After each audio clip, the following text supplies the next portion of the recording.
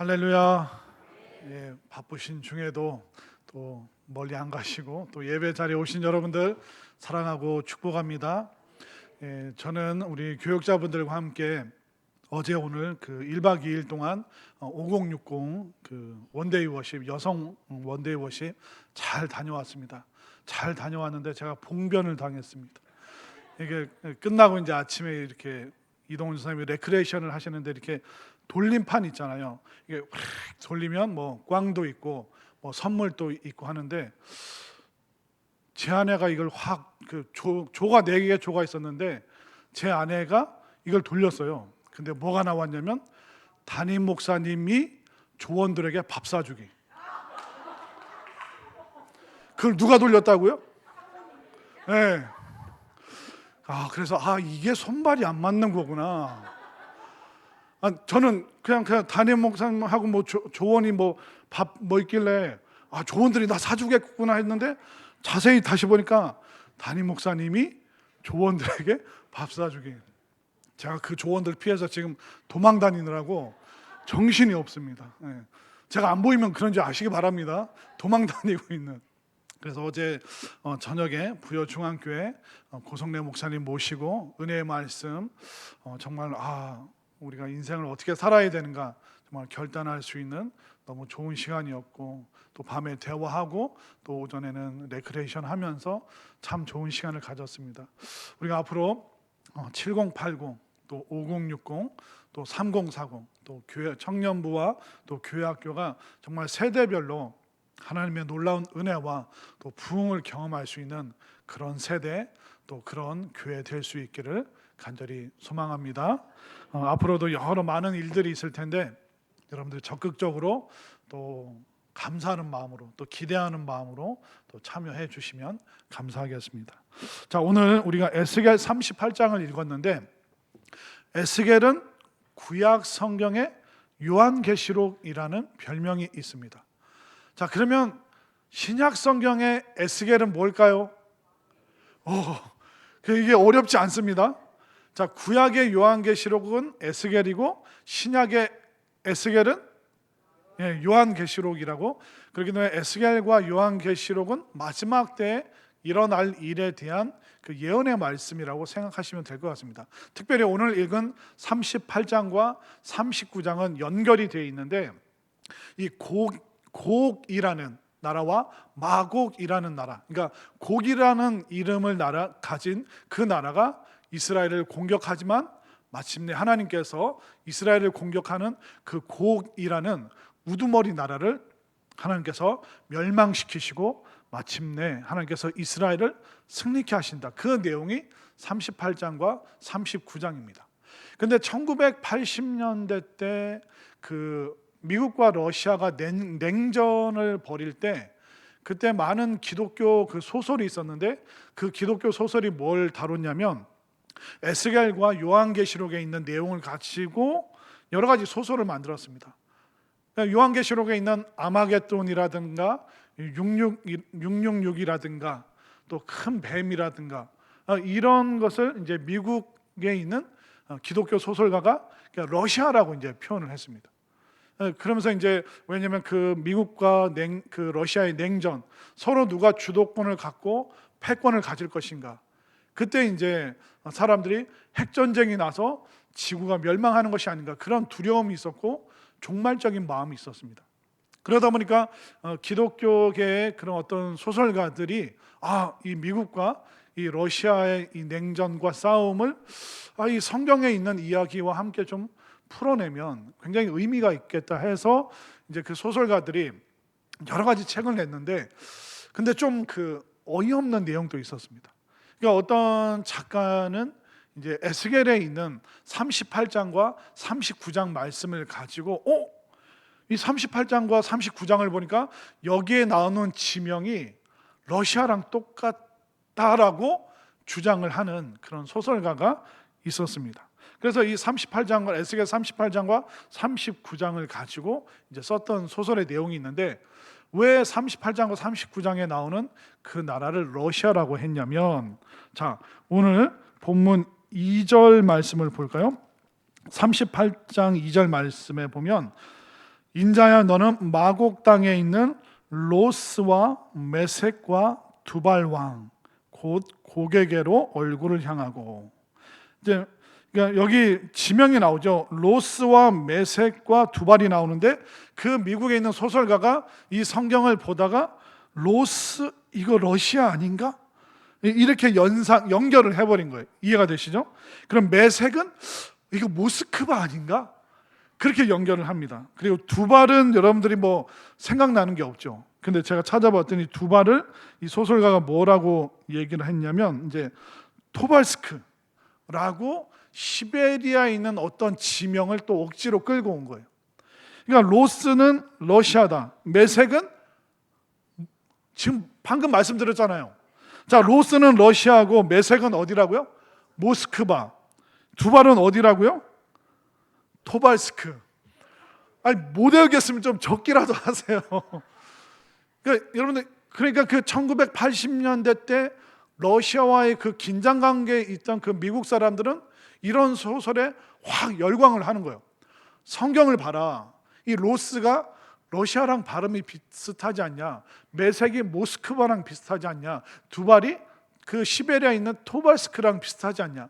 그렇기 때문에 이 고기라는 나라가 이 연합군이 이제 막 이스라엘을 공격을 할 거다. 이스라엘을 공격하는 그 나라가 러시아인데 그렇기 때문에 이제 미국이 도와주면 이제 하나님께서 개입하셔서 이 전쟁을 이기신다. 이제 그렇게 이제 막 그 상상력을 발휘해서 많은 소설가들이 이 에스겔과 요한계시록을 가지고 이제 마지막 시대 때, 그러니까 1980년대 때 그 패권주의와 그 냉전 그것을 가지고 재미있는 소설을 만들었습니다. 그러니까 이게 한국으로 수입되면서 막 다른 거 다 제치고 뭐 아마겟돈 666 이거 막 너무 이렇게 열광적으로 사람들이 관심을 보이던 그런 시절이 뭐 한 시대를 풍미했던 그런 내용이죠. 근데 여러분들 그 앞에 철자가 비슷하다고 해서 이걸 그거라고 할 수 있습니까? 근데 우리나라는 코리아라고 하잖아요. 코리아라고 해서 우리나라가 코카서스 뭐 코트디부아르 뭐 이 나라랑 똑같은 나라라고 말하면 너무 억지스러운 거잖아요.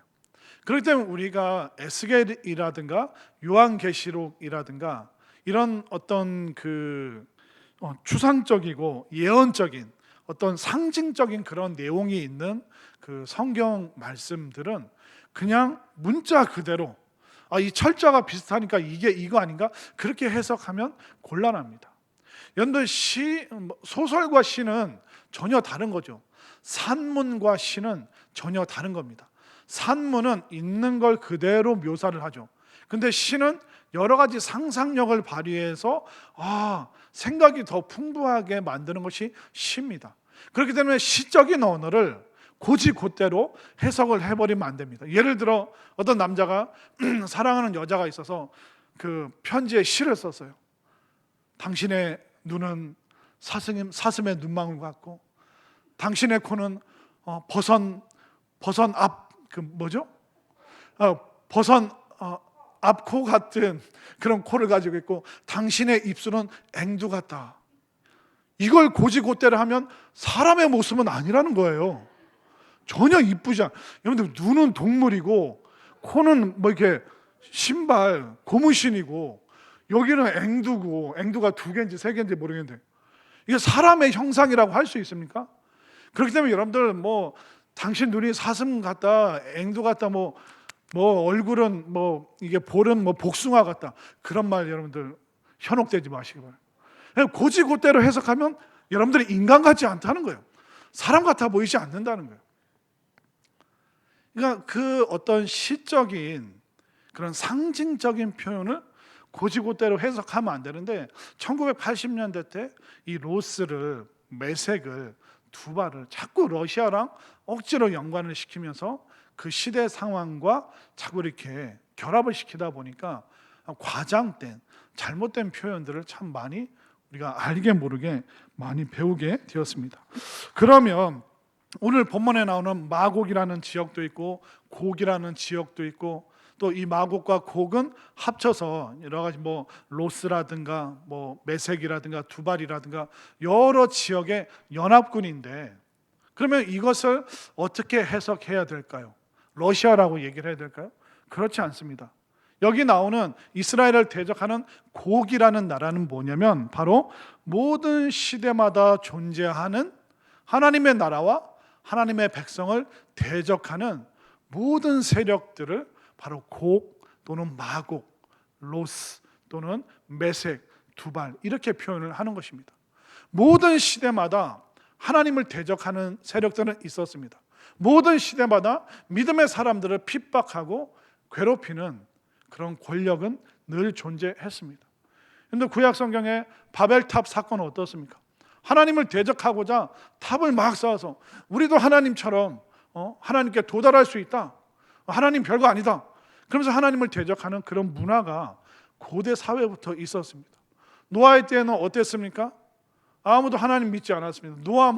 노아의 가족만 방주에 가까스로 탔습니다. 다 노아의 그 믿음에 대해서, 하나님 믿는 신앙에 대해서 모든 세상 사람들이 조롱했습니다. 하나님 생각하지 않고 악한 생각만 가득했습니다. 그뿐만 아니라 이스라엘은 계속 공격을 받았죠. 애굽의 공격을 받았죠. 그리고 아수르, 바벨론, 페르시아, 헬라, 로마, 그러면서 또 히틀러도 등장하고 러시아의 그 소련의 레닌도 등장하고 모태똥도 등장하고 김일성도 등장하고, 그러니까 각 그 모든 시대마다 교회를 핍박하고 하나님의 백성들을 흩트러 놓으려고 하고 하나님 나라에 대해서 대적하는 그 모든 그 세력과 제국은 늘 존재해 왔습니다. 그렇기 때문에 어떤 특정 시대의 어떤 나라, EU, 유럽이 연합한다고 해서 그것을 사탄의 세력이다, 러시아가 여기 본문에서 말하는 그 악의 세력이다, 멸망할 세력이다. 그러니까 그런 멸망의 세력들은 모든 시대마다 존재했는데 딱 지금 오늘 이 시간이라고 딱 잘라서 얘기하는 것은 굉장히 무리한 해석입니다. 이단들이 하는 게 그거예요. 여기랑 여기 있는 내용을 딱 붙여가지고 지금 이 시대, 이제 종말이 얼마 남지 않았으니까 14만 4천 명이 얼마 남지 않았으니까 빨리 어서 속히 신천지에 들어와라, 하나님의 교회 안상홍 증인 여기 들어와라, 여호와의 증인 들어와라, 계속 그런 식으로 우리를 굉장히 급박하게 만드는 그런 일들을 하는데, 성경을 억지로 꿰맞추고 이 시적인 표현이고 상징적인 표현을 곧대로 철자가 좀 비슷하고 하다고 해서 이걸 그대로 하면 안 됩니다. 여러분들 그 신천지에서 진짜 그 예수님이 재림하는 그 산이 어딘지 아세요? 청계산이라고 얘기합니다. 이만희가 거기서 태어났거든요. 그러니까 그런 식으로 계속 이제 성경의 이야기들 그런 식으로 꿰어 맞춰서, 여러분 예수님이 재림하시면 한국 땅에 오실까요? 아니면 예루살렘으로 가실까요? 예수님은 그러셨잖아요. 너희들이 본 모습 그대로 내가 오리라. 그럼 한국에서 승천하신 게 아니라 예루살렘에서 승천하셨잖아요. 가장 상징적인 도시가 예루살렘 아니겠습니까? 근데 한국 여기 과천에 있는 무슨 청계산, 그게 이제 교주를 신격화하는 엉뚱한, 말도 안 되는. 그래서 여러분들 구약에 나오는 시내산이, 그 시내가 냇가가 흐르는 그 시내를 말하는 걸까요? 그 시나이 반도에 있는 산을 시내산이라고 합니다.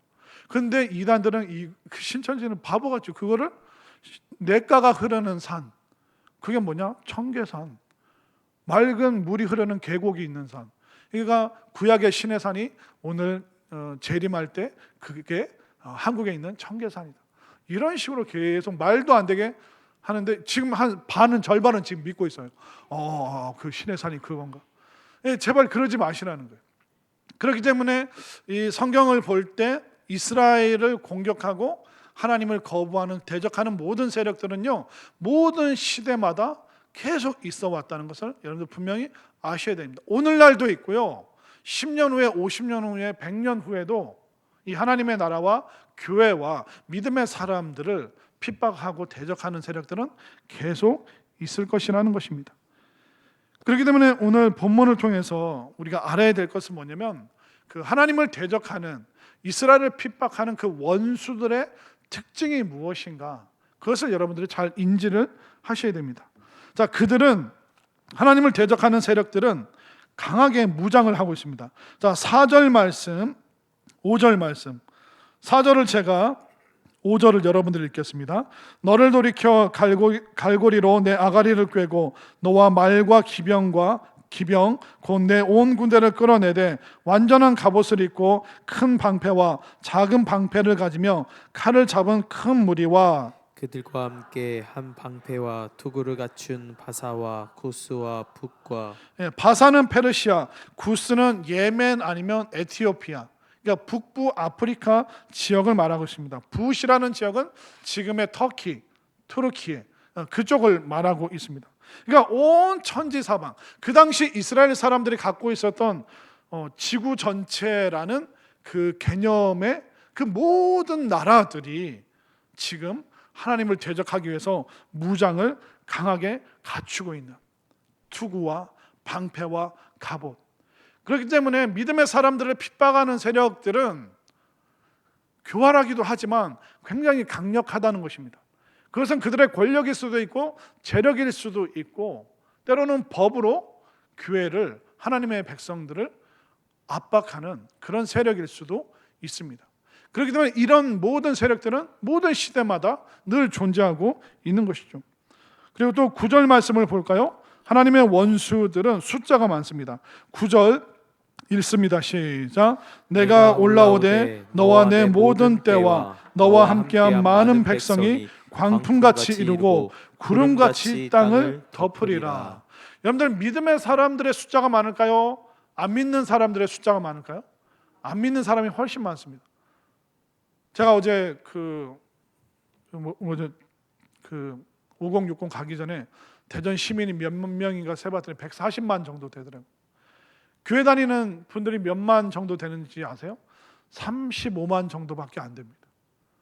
그렇게 되면 100만 이상이 대전에서 아직 교회를 다니지 않고 예수님을 믿지 않습니다. 통계적으로. 이걸 전 세계로 확대시키면 어떨까요? 뭐 중국은 더 없겠죠. 북한은 더 없겠죠.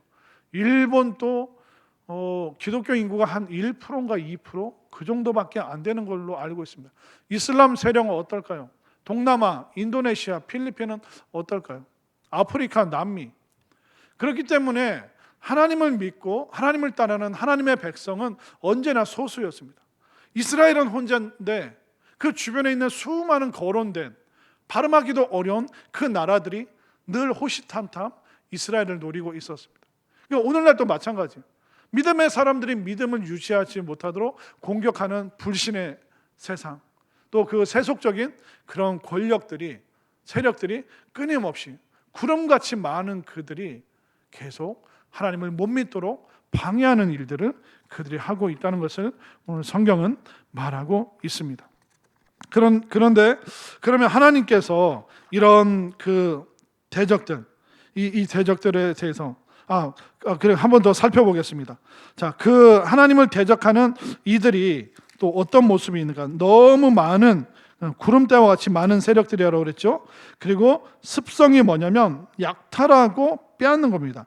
자, 11절, 12절을 볼까요? 자, 11절을 제가 12절을 여러분들이 읽습니다. 말하기를 내가 평원의 고을들로 올라가리라. 성벽도 없고 문이나 빗장이 없어도 염려 없이 다 평안히 거주하는 백성에게 나아가서 물건을 겁탈하며 노략하리라 하고 내 손을 들어서 황폐하였다가 지금 사람이 거주하는 땅과 여러 나라에서 모여서 짐승과 재물을 얻고 세상 중앙에 거주하는 백성을 치고자 할 때에, 그러니까 세상 중앙에 거주하는, 그러니까 하나님의 보호하심 가운데 있는, 그러나 이 말은 뭐냐면 온 사방이 다 대적이고 악한 세력들 사이에 있는, 그 중앙에 있는, 그 사이에 있는 그 이스라엘, 그들을 공격하고 약탈하고 노략하고, 그러니까 믿음의 사람들의 그 믿음을 다 빼앗아 가려고 하는 것이 바로 하나님의 원수 이스라엘의 대적, 모든 시대마다 있는 그 권력과 제국과 그 힘, 그것이 바로 여전히 그 당시나 지금이나 계속 존재하고 있는 것이죠. 그러면 이 원수들을 향해서 하나님께서 어떻게 하신다고 오늘 본문에서 말씀하고 있을까요? 하나님께서 그 원수들을 너희가 나를 대적하느냐? 나도 너를 대적하리라. 자, 오늘 본문 3절 말씀 보겠습니다. 3절 말씀 읽습니다. 시작. 이르기를 주 여호와께서 이같이 말씀하시기를 로스와 메섹과 두발 왕 고가 내가 너를 대적하여. 결국 수많은 그 어둠의 세력들이 우리를 감싸고 있지만 결국 하나님께서 말씀하십니다. 내 백성, 내 자녀, 구원받은 백성들을 너희들이 공격한다고? 하나님이 내가 너희들을 대적하리라. 그렇기 때문에 우리가 왜 나만 이런 고난과 어려움을 겪는가? 그렇게 절망하지 마시고 하나님께서 내 편 되어 주신다. 하나님께서 내 편에 서서 승리하신다. 싸워주신다. 이 확신을 여러분들이 갖게 되기를 바랍니다. 하나님께서 내 편 되어 주시기 때문에 나는 어느 편에 서 있어야 됩니까? 하나님 편에 당연히 서 있어야 되는 것이죠. 이것이 바로 하나님의 마음이라는 것입니다. 그리고 또 4절 초반을 볼까요? 4절 말씀 읽습니다. 시작. 너를 돌이켜 갈고리로 내 아가리를 꿰고. 거기까지 읽겠습니다. 그러니까 하나님께서 그 악한 세력들을 대적해서 갈고리를 탁 꿰다. 결국 하나님의 손아귀를 벗어날 수 없다라고 하나님께서는 선언하고 계십니다. 근데 시골에 살아보신 분들 별로 없으시죠? 근데 그 시골에 가면 한 7살, 8살짜리 아이들이요, 그렇게 소 그 줄을 잡고 소를 끌고 가서 그 냇가에서 풀을 먹입니다. 그러면서 이제 말뚝 쿡 박아놓으면 소가 그냥 거기서 돌아다니면서 풀을 먹어요. 그런데 그 7살짜리 아이가 그 큰, 자기보다 몇 배나 큰 그 소를 어떻게 끌고 갈 수 있을까요? 소 코에 뭐가 뚫려 있어요? 소 그 코 뚜레가 딱 있잖아요. 그러면 끌고 가는 대로 소는 따라갈 수밖에 없는 거예요. 하나님께서 너의 아가리를, 코를 탁 꿰고 있다. 결국 하나님의 그 통치와 다스리심, 하나님께서 심판하시는 그 모든 것을 세상 대적들이 잠시는 그들이 흥황하여도 그들이 하나님의 그 심판에서 절대로 벗어날 수 없다. 그것을 하나님께서 에스겔에게 말씀해 주시고 계시고, 또 온통 대적들밖에 없지만 그 어려운 중에 그 사이에 살고 있지만 에스겔을 통해서 하나님께서는 이스라엘에게 새로운 힘을 주시기 위해서 말씀으로 그들에게 계속 위로를 해주고 계십니다.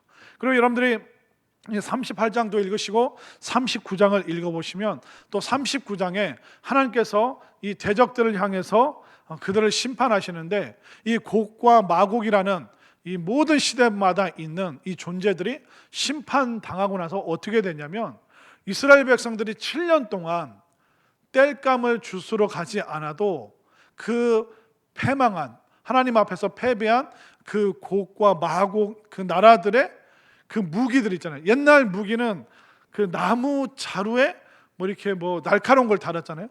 근데 그들이 놔두고 버리고 도망간 그 이후에 그들의 나무만 수거를 해도 7년 동안 이스라엘이 땔감 걱정하지 않아도, 그리고 이스라엘과 싸워서 죽은 그 시체를 갖다 버리는데 7개월이 걸렸다. 이 말을 곧대로 들으시면 안 됩니다. 시적인 표현이에요. 완전히 그들은 패망한다. 여러분들, 아무리 그 당시에 활과 또 나무로 된 창 그런 게 있어도 이스라엘 백성들이 가서 7년 동안 거둘 만한 땔감은 없습니다. 또 7개월 동안 시체를 치운 그런 역사도 없습니다. 이 말은 뭐냐면 하나님의 완벽한 승리, 그리고 하나님을 대적하는 그 원수들은 완전히 패망한다. 그러니까 원수의 입장에서는 패망이요, 이스라엘 입장, 하나님의 백성들 입장에서는 완벽한 승리, 대승을 거두는구나. 그것을 하나님께서 에스겔을 통해서 이스라엘 백성들에게, 결국 하나님 편에 설 것인가, 하나님께 대적할 것인가. 하나님께 대적하는 그 모든 존재는 투구를 쓰고 갑옷을 갖고 큰 방패를 갖고 있어도 결국은 그들은 멸망할 수밖에 없고, 하나님 편에 사는 사람들만이 대승을 거둘 수 있기 때문에 우리도 어려운 중에 있지만 하나님 믿고 하나님 편에 서서 마침내 그 최후 승리를 여러분들이 체험할 수 있게 되기를 바랍니다. 자, 그러면서 우리가 에스겔 말씀이라든가 이게 복음서 또 이렇게 요한계시록을 보면 여러 가지 표현이 나오는데 그때마다 때라는 표현이 나오고 날이라는 표현이 나옵니다. 이 때라는 것은 뭐냐면 여러 날들을 말하는 거고 날은 한 날을 말하는 겁니다. 자, 그걸 제가 PPT로 한번 보여주시겠습니다. 자, 성경을 보면 때라는 표현이 나오고 날이라는 게 나와요. 우리는 비슷한 거라고 생각합니다. 그러나 성경은 이걸 구분을 합니다. 때는 뭐냐면 여러 날들 복수로 표현해요. 근데 그날은 뭐냐면 딱 하루라는 거예요. 근데 이 때라는 것은 무엇이냐? 바로 교회를 핍박하는 그 기간을 때라고 표현합니다. 그런데 예수님께서 재림하셔서 심판하시는 그 심판의 날은 그날 딱 하루로 표현을 하고 있습니다. 그렇기 때문에 우리가 이 시대를 살아가면서 핍박받는 그 기간은 굉장히 길다는 거예요. 그러나 마침내 그날이 오면 우리는 대승을 거둘 것이고 하나님을 대적하는 원수들은 패망할 것이다. 수많은 시절들을 그들이 압도하고 있는 것 같았지만 결국 하나님께서 승리하신다. 예수님께서 누가복음 17장 26절에서 이 때와 날에 대해서 말씀을 하시는데요. 누가복음 17장 26절 시작. 노아의 때에 된 것과 같이 인자의 때에도 그러하리라. 그러니까 노아의 때에 사람들이 믿지 않고 하나님 따르지 않았는데 인자의 때, 예수님을 인자라고 누가복음에서 표현하는데, 자, 인자는 뭐냐면 사람의 아들이라는 뜻이에요. 그러니까 우리한테는 적용 안 되는 거예요. 우리 모두는 사람은 당연히 다 사람의 아들이잖아요. 근데 인자라는 표현은 왜냐면 예수님은 사람의 아들이 아닌데 특별하게 사람의 몸을 가지고 이 땅에 오셨기 때문에 예수님을 인자, 사람의 아들. 예수님께만 이 독특한 표현을 쓰는데, 그러니까 노아의 때에도 불신의 세력들은 계속 존재했고 예수님의 때에도 예수님께서 육신으로 이 세상에 있는 그 기간 동안에도 그때에도 계속 불신의 세력들이 존재하고 있었다. 그렇기 때문에 예수님께서 교회를 대적하고 하나님을 대적하는 원수들을 표현할 때는 때라고 말씀하십니다.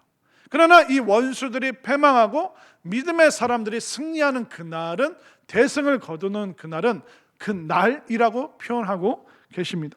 누가복음 21장 34절 읽겠습니다. 시작. 너희는 스스로 조심하라. 그렇지 않으면 방탕함과 술 취함과 생활의 염려로 마음이 둔하여지고 뜻밖의 그날이 덫과 같이 너희에게 임하리라. 그러니까 하나님 편에 서지 않고 살아가면 그 날이 올 것이다. 너희의 때라고 생각하면서 하나님 제대로 믿지 않으면서 마구잡이로 살아가는 그 때들이 있겠지만, 그러나 그날이 오면, 예수님이 재림하셔서 심판하시는 그날이 오면 그 누구도 벗어날 수 없다. 그러나 그날이 믿음의 사람들에게는 정말 믿음을 정말 사수하고 믿음을 위해서 헌신하고 애쓰고 때로는 핍박받는 사람들은 그날이 뭘까요? 바로 대승, 어마어마한 승리를 거두는 날이 되는 것입니다. 그렇기 때문에 그날을 기다리는 우리는 어떤 때에 살아가고 있습니까? 핍박과 어둠이 있는 그런 때를 살아가고 있는 거예요. 그러나 이때는 그날이 오면, 이때는 그 데이스는, 그 데이가 오면 다 사라지게 되어 있다. 그들은 완전히 멸망하게 될 것이다. 그렇게 말하고 있습니다. 그 날에 대해서 오늘 에스겔 38장 18절 19절 우리 화면으로 한번 볼까요? 오늘 읽지 않았네요.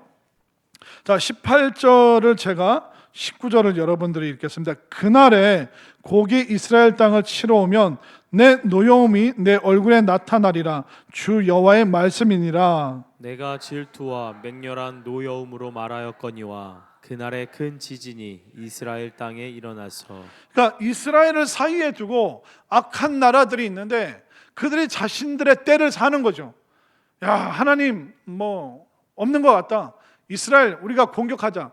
그래서 그들이 승리에 취해서 마음대로 살아가는 그 때들이 있죠. 그러나 그날, 그들이 침공하는 그날 하나님께서 이스라엘을 보호하시고 그들이 이스라엘을 빼앗기 위해서 쳐들어오는 그날 하나님께서 그 사방에 있는 모든 대적들을 다 멸하신다. 그때에는 그들이 승승장구하는 것 같지만 그날이 오면 하나님께서 승리하신다. 이것을 여러분들 분명히 믿으시기를 바랍니다. 그렇기 때문에 성경을 보면서 때라는 표현이 나오면 모든 시대마다 있는 믿음의 사람들을 힘들게 하는 핍박의 기간이구나. 근데 그날은 뭘까요? 하나님의 말씀이 진리라는 것을, 진실이라는 것이 바로 드러나는 그날, 예수님을 통해서 드러나는 그날. 그렇기 때문에 우리는 보편적인 때를 살지만 우리는 늘 어디를 향해야 됩니까? 그날을 향하는 그 마음 가지고 여러분들이 살아갈 수 있게 되기를 바랍니다. 하나님께서 에스겔을 통해서 그날에 대해서 계속 말씀을 해주십니다. 그 이유가 뭘까요? 왜냐하면 바벨론의 압제 속에 사는 사람들은 예레미야와 에스겔을 통해서 70년 후에 해방받는다. 근데 혹시 70년 후를 기약할 수 있는 분이 우리들 중에 몇 명이나 있을까요? 70년 후에 여기 계실 분들이, 여기서 저랑 같이 예배 드릴 분들이 몇 명이나 있을까요? 70년 후면 제가 몇 살이에요? 70년 후에 여러분들 몇 살입니까? 그렇기 때문에 그날이 오는 건 알겠는데, 그런데 내가 죽고 나선데, 내 아들이 지금 30살인데 얘도 죽고 나선데 과연 그 날이 언제 올 것인가? 그런데 하나님께서 에스겔을 통해서 보여주시는 그 날이 뭐냐면, 일상을 살아가는 우리가 어떤 비전을 품어야 되는가?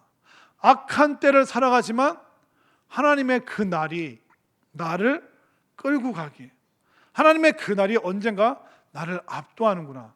그렇기 때문에 내가 바벨론 제국에서 노예로 살아가지만 내가 어떤 비전을 가져야 되는가? 그날 승리의 날이요, 그날은 위로받는 날이요, 그날은 축복의 날이요, 하나님께서 나를 받아 안아주시는 그날. 그러니까 바벨론 속에서 살면서 그들이 누릴 수 있는 비전은 그날밖에 없는 거예요. 왜? 매일의 때가 너무나도 힘들고 아프고 괴롭고 절망적이기 때문에.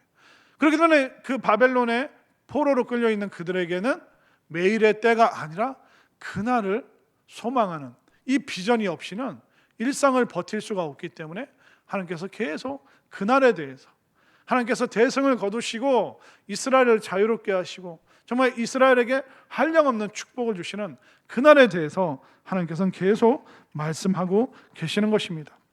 그렇기 때문에 여러분들이 품어야 될 마음의 비전과 소망이 무엇일까요? 그러니까 그날에 대한 비전이 없으면 우리는 술 취하고 방탕하고 마음대로 막 살아가게 되어 있습니다. 그러나 그날 대승을 거두는 날, 하나님께서 모든 원수를 꺾으시고 우리를 구원하시는 그날을 우리가 일상에서 믿고 또 그것을 나의 비전으로 품는다면 우리는 하루하루 그때들을 정말 그날처럼 살아갈 수 있다는 것을 분명히 믿으시기를 바랍니다. 그렇기 때문에 중요한 게 뭘까요? 하나님 편에 서야 되는구나. 절대로 하나님을 대적하거나 하나님에 대해서 불신앙의 자세로 가서는 안 되는구나. 무조건 나는 하나님 편에 설 것이다.